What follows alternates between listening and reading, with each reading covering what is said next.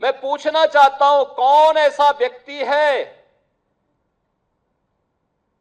जिसके जीवन में किसी न किसी रूप में, मां के रूप में या बहन के रूप में या पत्नी के रूप में या फिर बेटे के रूप में किसी महिला का संरक्षण उसे न प्राप्त होता हो? कौन ऐसा व्यक्ति है? क्या कोई बेटी पिता के बगैर है?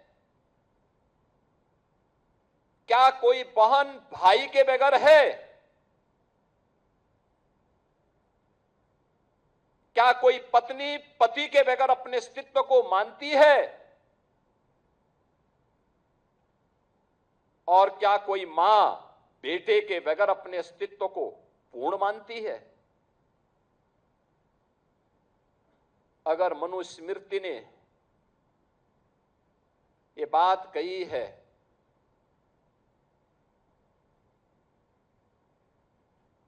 आप बताइए सही बात क्या है?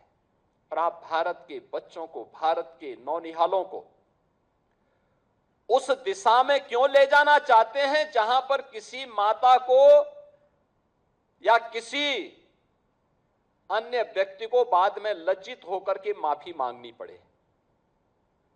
आपने देखा होगा जंतर मंतर में अभी एक बेटी ने प्रधानमंत्री जी मोदी जी के प्रति किस प्रकार की अभद्र भाषा का प्रयोग किया था, और बाद में उस बेटी की मां, वो बेटी भी अपने शब्दों को वापस लेती है, माफी मांगती है। उसकी माता पिता ने भी इस बात को स्वीकार किया कि उनकी बेटी ने गलत बोला है।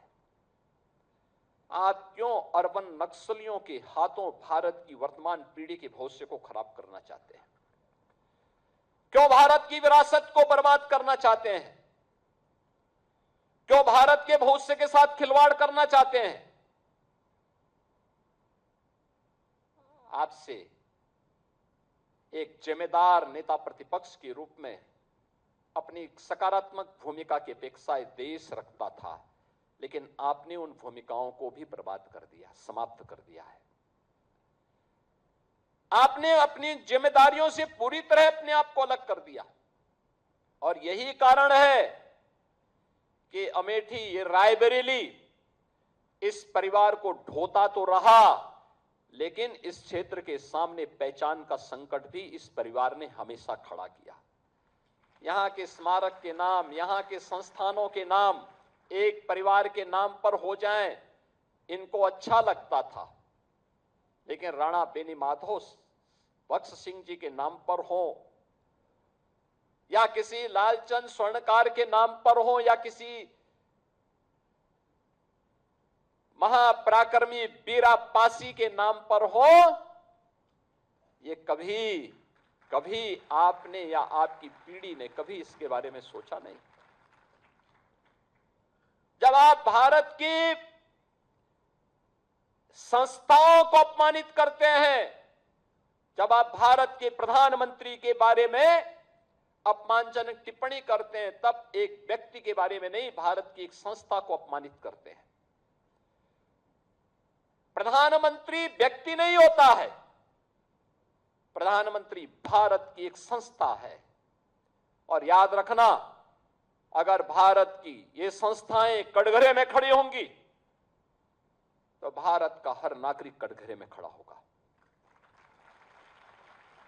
आप जब भारत के प्रधानमंत्री जी के खिलाफ अपमानजनक टिप्पणी करते हैं, अभद्र भाषा का प्रयोग करते हैं, तो ये अभद्र भाषा सचमुच आप भारत को अपमानित करते हैं, भारत की विरासत को अपमानित करते हैं, भारत की वर्तमान पीढ़ी के सामने पहचान का संकट खड़ा करते हैं, क्योंकि यह इंस्टीट्यूशन संदेह के दायरे में खड़ा होता है। और आपको इस प्रकार की गैर जिम्मेदाराना हरकतों से अपने आप को बचना पड़ेगा। बहनों और भाइयों, आखिर क्या कारण था? यह देश 1947 में आजाद हुआ। मैं पिछले दिनों काकोरी, लखनऊ में 1925 में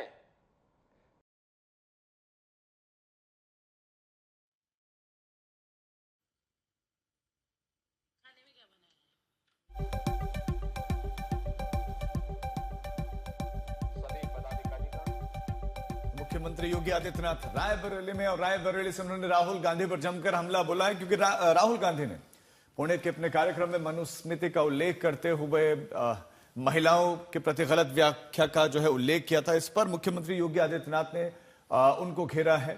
साथ ही साथ आप संस्थाओं को अपमानित कर रहे हैं, आस्था का अपमान करते हैं, तमाम तरह की बातें एक बार फिर से मुख्यमंत्री योगी आदित्यनाथ ने रायबरेली से कही हैं। एक ही परिवार के नाम पर सारी जगहों का नाम, निर्माण कार्यों का नाम आप रख देते थे, इस तरह के आरोप फिर से लगाए।